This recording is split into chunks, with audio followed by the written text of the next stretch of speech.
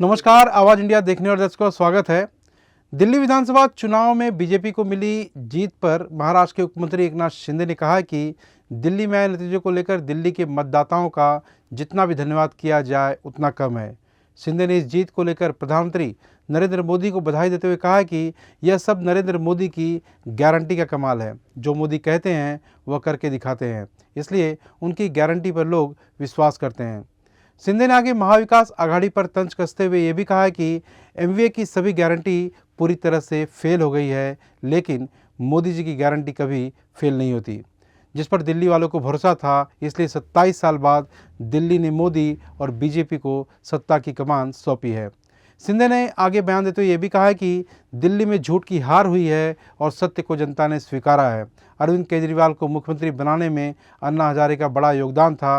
अन्ना हजारे के भ्रष्टाचार विरोधी आंदोलन से केजरीवाल का जन्म हुआ था और वे मुख्यमंत्री बने, लेकिन मुख्यमंत्री बनते ही केजरीवाल ने अन्ना हजारे का साथ छोड़ दिया, अपनी विचारधारा छोड़ दी, नैतिकता को छोड़ दिया और भ्रष्टाचार को गले लगा लिया। केजरीवाल की भ्रष्टाचार यात्रा दिल्ली चुनाव के नतीजों के बाद समाप्त हो जाने की बात भी शिंदे ने कही है। दिल्ली विधानसभा चुनाव में बीजेपी को मिली जीत पर क्या कुछ कह रहे हैं महाराष्ट्र के उप मुख्यमंत्री एकनाथ शिंदे, आइए सुनते हैं। यहाँ पर मैं सबसे पहले आदरणीय देश के प्रधानमंत्री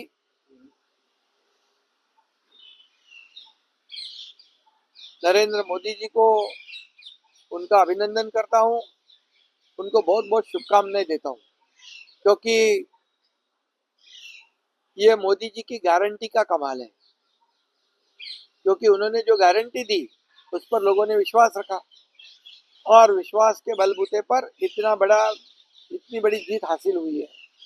अभी कई लोग आश्वासन देते हैं इंडिया अलायंस, लेकिन आश्वासन को निभाते नहीं, और इसलिए ये दिल्ली हमारे देश की राजधानी है। वहां पर Bharatiya Janata party NDA alliance को जीत मिली है 27 साल के बाद।